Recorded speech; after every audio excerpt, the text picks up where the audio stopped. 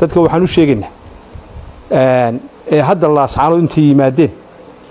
miidiyaha soo fadhiistay sida garaadadu sheegeen ama talada shahaadada tigay ee yiri shirkadaasi waa sidaa yiri kaararkooda hal la daadiyo yiri muxuu ahaa hal la dagaalamo dadkaas inay duulaan ku soo qaadeen gobolka dadka isku socota intay bulshada u yimaadaan inay waxay doonaan u sheegaan iyaguna ay ku dhaqaaqaan arrin khaldan weeye markay waliba taas ay sababayso ama ay natiijadeedu noqonayso dumis iyo burburin deegaanka ganacsiga ka jira meeshan niman baa lala dagaalamay cadawga makiina waa la jabiyay qofkii soconayo taa ka shaqee waxaad ku kordhiyo jiida hore iyo hore u sii dhaqa laakiin halka yaan xaalada laga abuurin iska horkeen oo dadku iska hor imanayaan waxaan uga diganaa dad fara badan baa kambaniyada ama horumarka ama kaabayaasha dhaqaalaha si ayan garanayn u dacaayday ama u dhibaateeyo taasina waxay macnaheedu tahay dadka oo dhan inay dhibaato ku yihiin dadkaasi oo oranaya teerooyinka waxay leeyihiin dhibaato oo dadka dhibaato ku sameeya waxba la dhageystaa waxba kana waxaasna waxba kama yaqaanin waa nooc xaasidnimo ah rabbil caalamiin wasaxaafadeedkayga maanta wuxuu ku aadan yahay dhacdo ka dhacday maalintii la shahaadada inay yimaadeen ama ay jiraan dad program iyo barnaamij watay oo ka yimid deegaano kale aan deegaankan ka soo jeedin ama aan ahayn kuwaasoo markaa ku shubtay bulshada inay ku kiciyaan shirkadaha qaarkood ka jira deegaankan magaalada Laascaanood arrintaas waa arrin khaldan dadka waa jecelnahay inay dhaganugulaadaan oo wixii loo sheego ay qaataan laakiinse ma aha inay cid kasta wax u sheegto maamul baynu leenahay maanta ilaahay aan wiiga leenahay haddii cid u dhaganugulaanayaan ha u dhaganugulaadaan maamulku wuxuu sheego cidda kale u soo dhacdaana waa dhaqanka laakiinse cid kale isku socota intay bulshada u yimaadaan inay waxay doonaan u sheegaan iyaguna ay ku dhaqaaqaan arrin khaldan weeye markay waliba taas ay sababayso ama ay natiijadeedu noqonayso dumis iyo burburin deegaanka ganacsiga ka jira tusaaladan soo qaato arrinta tan hadda dhacday oo ku aadanan shirkadaha ganacsiga ee isgaarsiinta ama communicationka waxa deegaanka ka jira waa saddex shirkadood waa Telesom, Golis iyo Somtel saddexda waa isticmaalnaa oo saddexdaba waa haysta kaarkooda mid kasta wax gaar ah isticmaala laga yaabo inaan ku kala jeclaado adeegyadooda ay fuliyaan ama ay siiyaan ama la macaamilkooda laakiin inaan ku kala jeclaado maaha qof kale wuxuu ii sheegay marka wixii ganacsiga ka jira deegaanka kuwa inoo joogan aan adkaysano ku mitidno kuwa kale soo socdana aan soo dhaweyno ee iman doona waa in deegaankeenu noqdaa deegaan nabad iyo xasilooni ay ka muuqato maamulkeena ugu dambeeya wax kasta oo go'aana kole sharciyo u sameynayaan shatiyo ganacsi laysamo iyo macaamil haddii shirkadii markaa ka soo bixi weydo shuruudihii maamulka ugu talagalay iyaga la macaamilaya laakiinse haba yaraateen inaan ogolaan mujtamacuna aysan u dhaganuglaan cid kasta oo kaloo banaanka uga timaada oo wax ku shubta taasoo keenaysa kacdoon iyo in lagu qamaamo waxyeelo in loo gaarsiiyo ganacsiyada kale marka taana laga tugtoonaado waxaanu halkan shir jiraad ku qabanay annagoo ah odayaashii dhaqanka ama salaadiintii gobolada Sool iyo Sanaag iyo Cayn arrinkeediisa oo nagu yimi oo aanu aragnay inuu fidmo abuurayo dagaaladu horta waa badan yihiin kun dagaal baa jira oo midba nooc yahay Laascaanood shirkado badan baa ku yaala magaalo kasta oo Soomaaliyeed inta ku taala baa ku taala shirkaduhuna hadeer way ka duwan yihiin sidii barigii hore oo shirkad aan share lagu lahayn ma jiro sharcina waa uu yaala policy oo ah magaalo walba dadkeeda degan ayaa share-ka ugu badan ka qaata mas'uuliyadana qaada waa wax ganacsiga Soomaaliyeed uu aad ugu koray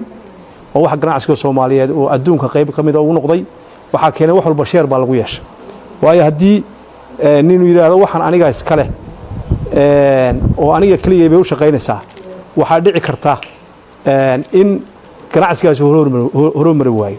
marka sida international magaranaysa dhaqaaluhu waxa weeye adduunka uu shaqeeyo ayaa ganacsigii Soomaaliyeedna waxa weeye share loo bixiyay dadka waxaan u sheegaynaa hadda Laascaanood intay yimaadeen miidiyaha soo fadhiistay sida garaadadu sheegeen ama talada shahaadada tigay yiri shirkadaasi waa sidaa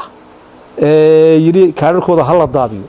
yiri muxuu ahaa hal la dagaalamo dadkaas inay duulaan ku soo qaadeen gobolka dadkana doonayaan iska warkeenan Telesom share waxa kula dadka deegaanka oo madax ka ah oo waxa weeye dhaqaalaha ugu badan leh ee gobolka kale shirkadaha kale xawaaladu waa sidoo kale kuwa telekoomashinku waa sidoo kale marka waxaanu leenahay joojiya propagandada dadka yaan la iska horkeenin fidnana ayaan la abuurin kastamarku waxa weeye nin walba isagaa choicekiisa leh laakiin dadka ayaan la iska horkeenin waxaanu maanta si jiraad u qabannay in ganacsiga magaaladu telecommunicationka ah in waxa weeye qof waliba choicekiisa meesha uu isagu ka qaadanayo kaarkiisa ha ka qaato laakiin aan la oran shirkad hebelna hebel baale oo waa la dagaalamaya shirkad hebelna hebel baale nin hebel leeyahay ma jiro waxay dalka tareena intii ay joogeen nin walba uu xisaabsanta marka waxa weeye aanu leenahay hal la joojiyo fidnada dhalinyaradan saxaafadda ee wax walba duubaysa waxyaalaha cajiibka waxa weeye war maanta u sheegaya adduunka u sheegaya nin allaay ninkii la yiri waa la dilay ama nin allaay ninkii la yiri toore baa la dhalaa ama nin allaay ninkii la yiri muxuu waxaas lagu sameeyay markii ICRC ay booqanaysay jeelasha way ku wada arkeen verification baa la sameynaya photoshop baa la sameynaya dadka deegaanka waxaan leenahay ummadda fidnadeeda laga daayo hadalka iyaga jirkiisa waxa weeye wuxuu ku kooban yahay ganacsiga magaalada waxa weeye laga daayo propagandada dibudhis baa lagu jiraa hawl baa lagu jiraa waxa weeye duulaan labaad oo magaalada dhexdeeda ka qarxa oo dadka la iskaga horkeeno oo ragga iyo ganacsiga la iskaga horkeeno oo aanu hebel iyo hebel u garanayno oo nin walba waxa weeye dhaqaalaha uu mas'uul ka yahay ama wuxuu ku leeyahay aan garanayno laga daayo haddii laga waatoobi waayo waanu garanaynaa dadka waxaa wada gacan birana waanu ku qabanaynaa ummadda Soomaaliyeed international community waxaan u sheegaynaa deegaanku waa nabad ciddii ganacsi ka furanaysa iyo ciddii waxa weeye horumar ka sameynaysa iyo ciddii soo degaysa iyo ciddii waxa weeye barnaamijkan hadda waxa weeye horumarka ka qayb qaadanaysa ee Soomaaliyeed waanu soo dhaweynaynaa soo dhawaadana u leenahay rabnaa ganacsiga iyo shirkadaha iyo wixii magaalada ka jira mid inaan hawlaheeda la gelin ma hada intay soo yaacaan meel iska yimaadeen ay yiraahdaan meel heblaha la burburiyo hal la garaac maaha tala Soomaaliya baraab waamana maaha shirkadaha magaalada ku yaala magaalada la saanood waxa la deegaanka marka wax qabadkeenu iyo noqon wax yeelo hada dibad la galo dadka baa iska hor imanaya marka waxaan ku talinaynaa inaan topiga ka bixin meeshan niman baa la dagaalamaya cadawga makiina waa la jabiyay qofkii soconayo taa ka shaqee waxaad ku kordhiyo jiida hore iyo hore u sii dhaqa laakiin halka yaan xaalada laga abuurin iska horkeen oo dadku iska hor imanayaan waayo sharaa'iga dadka qayb mid bay ku xiran yihiin waxaan ku talinaynaa sharaa'iga iyo sharci iyo ganacsiga ka jira magaalada ciidana ku mashquul waxay ka mid tahay amniga in la ilaaliyo waxay ka mid noqonaysaa deganaanshaha waxaan soo jeedinaynaa qofkii meediyaha imanayo ka hadal cadawga iyo ciidamada iyo jiida hore laakiin guriga raakanayo aqalkan ha loo daatoyo kaarka hal quboy ee waxyaalahaas waxaan u arkaynaa inay xaalad hadhow dadku iskaga hor imanayo waxa dal iskaga hor yimaadeen uma baahnin waxa la sheegaynaa cid kastoo timaaday jiida hore booqo hageen markii joogaande cadawga xageen la gaarsiiyay maxaa laga qabtay maxaa inoo baaqaya maxaynu qabanaa laakiin yaa lagu mashquulin gudaha shirkad hebel iyo shirkad heble iyo Carrefour iyo waxaas inaga dhibaatooyinka ku tahay iska horkeen aad iyo aad baad u mahadsantiin waxyaalaha laga feeyigaado waliba dadka isugu imanaya meesha tantaalada ee leeyahay shahaadada ilma reersi degan qurux badan isugu sawira bataraarida hadalkii iyo abni darakeen adoo wixii raba oo jecel oo ku soo tabcay hadii misla ficilkaagu keeno abni daro waa guul daro idinko degan isku sawira meesha namara gabdhahan qoryaha ridiyaha joojiya nimanka waaweyn ee muqdarka ee meesha taagan ee tuutaa xiran ee gabadh iyo qori u dhiibo hooy heblay rid oo ku sawir المهرية واعب إسلامنا ما وافقسنا تكراشها ما وافقسنا أنت بلاد بماشى مرية هل غلاه دقيقة واحد عصينا ذات ماشى مريو باش هذا واحد مرسى طبعا عشو استشية وربو حيسكا إلى عليا أنا واحد يروح عن مرخاتك هاي أنا ماشى مرية نوين ومسؤولة وقبل يريل هو بكامريد إلهي باو معيني وحيكون سمانته هيريك ساين هو صلى الله عليه وسلم بقول قفدشو قريها هدتك استحاح شودين هسكا ديجي المسؤولين naag dambe oo halka xabad heedka talooma baahna gabadh ha dadku xishooda istijiya ilaahay ka baqa tikanaasha la rabaa in laga daro laba raba in fidna la abuuro laba raba labadna walaalaha oo midba shirkadeeya hadaa tan garaacdid oo kii kale halka mid ka garaac waxa abuurta xasiloon daro iyo fidno hay istijiya dadku si degan loo hadlo cidda timaada si degan hay sawirto dabadna aan babaxaan wixii nimanka cadawga la dagaalamay u jeeda xagga ay shiida hore qabtay aad iyo aad waxaan maanta saxaafadda ugu yeeranay wararna soo gaaraya waa bulshada iyo annaga iyo deegaanka iyo xaaladda iyo wacyiga midna raali gelinayn saxna aan ahayn inaanu kelmadda nagaga beegan ka niraahno lana qaato waxa weeye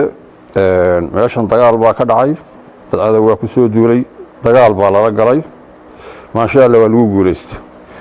dad baa markaa guusha dabadeed waxaa iskaga qaldamay cadowgii lala dagaalamayay iyo kambaniyadii magaalada laga lahaa haddii qalasyo jiraan kuwa haysta ay qalasyada ahaayeen maanta mahadcelinta u baahnaa way ka mid tahay Telesom waxaan rabnaa inaan cadeyno kambaniyada magaalada laga leeyahay hantidooda annagaa leh guryahooda annagaa leh kuwa haysta waa annaga ama innaga yaan isticmaalin dadkuna isku rayi maaha maanta waxaynu u baahnahay farxad iyo isa soo dhoweyn iyo dabaaldeg iyo nabadgelyada iyo guusha oo aanu adkaysanno iyo ciddii dagaal ka gashay hawsha tan mudnaanta koowaad ama tan labaad lahayd in bilada la siiyo ay ka mid tahay Telesom iyo Golis iyo shirkadaha la midka ah iyo ragga haysta oo qalasiya haddii jiraan qalasyada la sheegay iyaga la marwanka waxaan uga diganaa dad fara badan baa kambaniyada ama horumarka ama kaabayaasha dhaqaalaha si ayan garanayn u dacaayday ama u dhibaateeyo taasina waxay macnaheedu tahay dadka oo dhan inay dhibaato ku yihiin dadkaasi oo oranaya tirooyinka waxay leeyihiin dhibaato oo dadka dhibaato ku sameeya waxba la dhageystaa waxba kana waxaasna waxba kama yaqaanin waa nooc xaasidnimo ah waa nooc aan dadka u wanaagsanayn kambaniyada tan dad baa ku taxalluqa sharaftooda iyo samcadooda ilaashada wax dhibaato ah dadka kuma keenaan horumarkoodana waa wax la wada yaqaano inta tan golaha dhaqanka SSC iyo inta la mid laana leh waxaan uga diganaa dadka waxyaalaha ka shaqeynaya inaan kambaniyada la dacaydayn ceeb weeye waxaasi waa been waa jawaabulinkaarnimo waa wax adduun iyo aakhiraba xun waa wax dadkan dhaqaalihiisii iyo kambaniyadiisii iyo kaabayaashiisa dhaqaalaha in maanta dacaayad loogu abaalgudo raalli kama ahin arrintaa waa ka diganaa halkan waxaan rabnaa baaqi yar inaanu halkan ka jeedino arrimo maalmahan ka jiray social mediaha shirkadaha ka shaqeeya gobolka Sool iyo deegaamada kaleba dacaayado iyo arrimahaas aanu maanta waxaan rabnaa inaanu dadka deegaanka ka wacyi gelino reer Sool waad ogtihiin dhibaato fara badan baa soo marteen shirkadahan maanta inoo shaqeeyana runtii la'aantood waxba mayna noqoneen waxa weeye shirkaduhu wixii tartana ee dhexdooda ka dhaxeeya iyaga u taallaa laakiin propagandooyinkan faraha badan ee muxuu ahaa social media yaacay yaan lagu kasboobin yaan waxa weeyaan dhibaato maanta waxa weeyaan shirkadaha deegaanka ka shaqeynaya iyo kuwa kale imaan doona yaan dhibaato muxuu ahaayey leydin gelin oo leydin ka horkeenin ciddii muxuu ahaayey wax kororsanaysa ama kuwa ajnabi ha noqdo ama kuwa islaamba ha noqdaan maanta gobolka wax gashanaysa oo wax ku soo kordhinaysana runtii waa soo dhaweynaynaa marka laga digtoonaado midda kale social media wuu dhibaato badan yahay cadawyadan laftigooda baa waxay isticmaalaan waxbaa lagugu soo dhex tuurayaa wixii lagugu soo dhex tuuray inaad iskala dhex boodaan lama rabo la iska hubiyo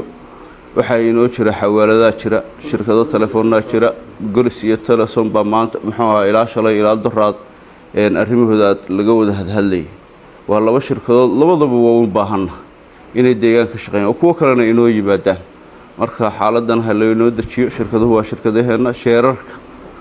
ugu badan sida naloo sheegay dadka deegaanka iska leh marka hantideena yeenan ku ciyaarin wixii muxuu ahaayey de inaga khaldan ama dhaliila ama ciddii doodka qabtana maamul iyo system iyo odayaal iyo waxaanu leenahay guddi baa inoo shaqaysa ciddaa la wadaaga laakiin wax kale oo xasrada ama propaganda dadii ha ka qayb qaadanina maanta xaaladeena meeshay ka soo noqotay waad ogtihiin meel wanaagsan baynu marana maamul yaro hadda soo kabanaya oo la kaakaabayo la soo ururinayo inuu nahay marka dhinaca wanaaga aynu ku mashquulno kana shaqeyno bismillaahi raxmaani raxiim waxaanu maanta isugu nimi arrin xasaasiya oo magaalada sidaad ogtihiin arrimaha xasaasiya magaalada ka jira oo sideedaba waxaa laga saaray cadowgii dabeedna social media dad fara badan baa yimi wax fara badan baa propaganda fara badan baa soconaysa propagandahaasi wuxuu gelayaa ganacsiga wuxuu gelayaa meelo kale wuxuu gelayaa dhul fara badan buu galay waxaanu rabnaa dadka inay maaragtay propagandaha faraha badan la joojiyo weliba ganacsiga hadduu naga galo waa dhibaato weeye si aad ogtahay shirkaddan telesom markii siyaasadda bolosiga shirkadahani waxa weeye markii waddanku burburay gobol kasta dadka degan baa sheer laga siileeyay sheerkaaga adaa leh buuhoodloo kale waxaa maaragtay dadka degan baa sheerka iskale ilaashada laascaanoodoo kale shirkadda telesom dhismaheeda iyo hadda ka hor dhagxan baa lala waa la jabiyey gobolkaa laga leeyahay dhaqaalaha gobolkaa laga leeyahay sheerarka ugu weyn halkaa laga leeyahay marka waxaan leenahay ha ku tartameen waxay dadka u qabanayaan iyo kastamarka iyo maxaa la yidhahda ciddii dadka waxu jabinaysa iyo internetka iyo wax la mid a laakiin inay ku tartamaan qola tan lama laha ee tan baa laga leeyahay meel kale ama tanaa xarunteedu hargeysa tahay ama tanaa waxay yihiin maaha sax ma aha ganacsiga ayaan la iska dacaayadayn innagaa wada leh waxaanu doonaynaa soo jiidasho inaynu maalgashi magaalada u samaysano magaalooyinkeena maalgashi dad kale yimaadaan ummado kale xitaa inay yimaadaan oo maalgashadaan cid allaale ciddii maalgashanaysa waa soo dhaweynaynaa waxyaalaha yareer ee dhacdhacayana laga bilaabo maanta lama maqli karo si siman bay shirkadu looga leeyahay meesha waa la dhegaystaa iyo waa la kala sameeyaa iyo waxaas cid xaqiijin kartaana ma jirto kolley maanta shirkan jaraa'id wuxuu ku saabsan yahay sidii ay ismadu sheegeen in maaragtay qadiyaddii doraad ka dhacday taalada shuhadada oo runtii u ekayd xoogay kicin abaabulan in aan ka hadallo maadaama dee ay xil naga saaran yahay deegaanka iyo amnigiisa arrintaas oo ku saabsanayd runtii in dad badan oo abaabulan mikrofon lala dhex maray oo loo dhiibay oo ay ku hadaaqeen ama maaragtay ay ka soo baxday in shirkadda telesom lagu duulo oo maaragtay kaadhkeedana la qubo waxna laga qabto iyagoo maaragtay arrintaa u aaninaya oo leh waa la dhegaystaa marka waxaanu rabnaa inaynu iska fujinno ama deegaano kale laga leeyahay oo deegaanadii maaragtay nimankii cadowga ahaa ee aynu iska kicinay baa leh runtii waxa weeye waxa muhiima oo inaynu fahamno oo dadku ay u baahan yihiin sharaa'iga badan baa jooga laascaanood dee magaalo dhisan bay ahayd ganacsiguna waa isku xidhan yahay sidiisaba soomaaliya ama waqooyi ha jiro ama galbeed ha jiro marka sharaa'iga caynkaasoo kale ahna waxa weeye waxay ka kooban yihiin dadka deegaanka baa waxay ku leeyihiin saamiga ugu badan hantida ugu badan kule si ay maaragtay ganacsigu ugu socdo marka waxaan dadka u sheegaynaa inay dadkan deegaanka ahi maaragtay goboladan SC soo sanaag iyo cayn inay leeyihiin hantida ugu badan ee maaragtay shirkadaas oo kale marka la eego iyo weeye sheerarka ugu badan dadkaas baa leh saa darteed wax la rabaa in la fahmo waxaan lagu propagandeynayaa inay tahay hantideennii maaragtay aynu inagu iska lahayn marka waxaa la rabaa arrintaa in laga waantoobo oo aan maaragtay la isku kicin oo aan dee maaragtay isku horimaad ka hor iman intaas waxaan rabnaa inaan maaragtay ku bogaadino oo aan dadka u sheegno waxaan kaloo rabnaa qoliyaha saxaafadda ama miidiyaha dadka ka shaqeeya inkastoo aanay dee xadidnayn hadda wax weeye maamul baynu samaysanay cadowgii baynu iska kicinay propagandadii berigii hore aynu wadi jiray ama wax kasta oo aynu islahayn waxbaa maaragtay runtii ay idiin tarayaan oo ay wax ka horkeeni jiray maanta wada sax noqon mayso maanta waxaynu u baahannahay dhismaynu u baahannahay difaac inaynu gallo u baahannahay waxaynu u baahantahay waxyaabo badan oo xaqiiq ah inaynu ka hadalno marka dadkaas waxaan ku waaninayaa miidiyaha ka shaqeeya inay kala hufaan arrimaha ay maaragtay miidiyaha ka sii daynayaan ama dadka ka duubayaan oo wixii wax ina anfacaya oo dee maaragtay aan inana iska keen horkeenaynu inay sii daayaan oo waxa kale ay maaragtay ka waantoobaan wasallam hawsha shirkadaha gaar ahaan Telemson oo dad gaara ay aflagaadeeyeen oo hadal ay u qalmin ka yiraahdeen shuhadada goobtii shuhadada warkooda ismada dhameeyay warbixintii mana mudnayn ruuxaantii ciddii gafkaas gashay shirkadda waxay ka mid tahay shirkadaha gobolka shaqeeya sheerka ugu badan dadka deegaanka leh shirkadaha gobolka in lagu soo dhaweeyo mooyee in carqalad iyo aflagaado loo geysto dee raalli ka noqon mayno cid kastoo gobolka ciddii wax u taraysa waxu yeelaynasana waxaa weeye dee maamul baa jira madax dhaqameedkii ismadii iyo cuqaal iyo waxgarad baa jira raallina laga noqon maayo laguna eegan maayo hawsha warkooda ismada dhameeyey intaa yidhahda baan ku raacsannahay shirkaduhuna de gobolka waxay ka qabtaan iyo kuwa kaloo imaanayna waa soo dhawaynaynaa gobolka waa nabadgelyo weeye gobolka waa xor weeye cid kastoo gobolka shirkada iyo kambaniye iyo hay-ada imaanaysana waan soo dhawaynaynaa gacan furan baan ku soo dhawaynaynaa cid walina waxay ummadda iyo gobolka u qabato bay dee magaceeda iyo taariikhdeeda yeelanaysaa warkii intaa ismadu ku dhayay intaa yidhahda baan ku raacsannahay